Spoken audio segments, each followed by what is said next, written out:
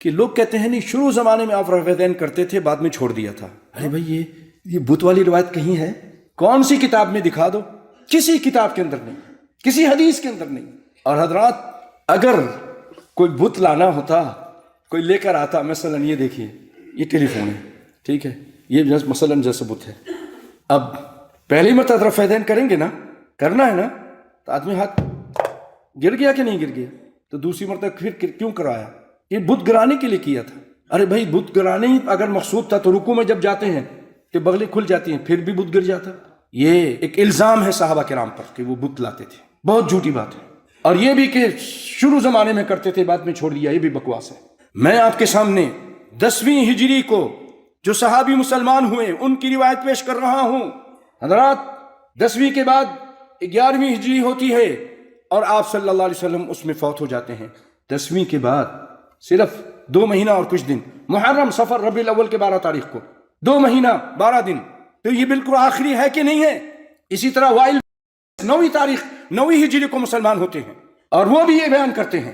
اسی لیے بڑے بڑے احناف کے بڑے بڑے علماء نے کہا کہ رفع یدین نبی سے ثابت ہے, کرنا چاہیے. اب ہماری یہ حالت ہے کہ نہ ہم رسول کی مانتے ہیں اور اپنے اچھے علماء کی بھی نہیں مانتے ہیں, اپنے نفس کی مان رہے ہیں. رفع یدین تکبیر اولا, تکبیر تحریمہ میں راوی کہتا ہے رفع یدیہ فی صلاتہ, آپ نے اپنے ہاتھ کو اٹھایا اپنی نمازوں میں. وَإِذَا رَكَعَ, اور جب رکوع کرتے تھے. وَإِذَا رَفَعَ رَأْسَهُ مِنَ الرُّكُوعِ, اور رکوع سے جب سر اٹھاتے تھے تب بھی آپ رفع یدین کرتے تھے.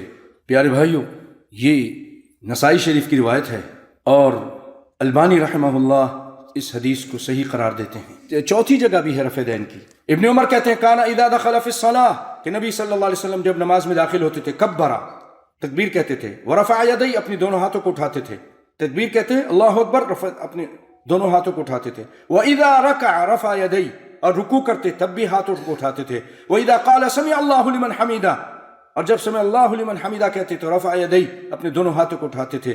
وَإِذَا قَامَ مِنَ الرَّكَعَتَيْنِ رَفَعَ یدیہ, اور جب 2 رکعت کے بعد اٹھتے تھے, یعنی 2 رکعت کے بعد, جیسے ظہر کی نماز ہے, مغرب کی نماز ہے, عصر کی نماز ہے, عشاء کی نماز ہے, آپ اس میں بیٹھتے ہیں 2 رکعت میں تشہد کرتے ہیں, تشہد الاول.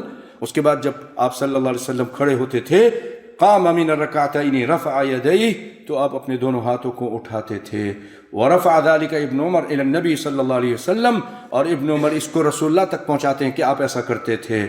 یہ بھائیو بخاری کی روایت بھی ہے اور مسلم میں بھی ہے, تھوڑے اختلاف کے ساتھ.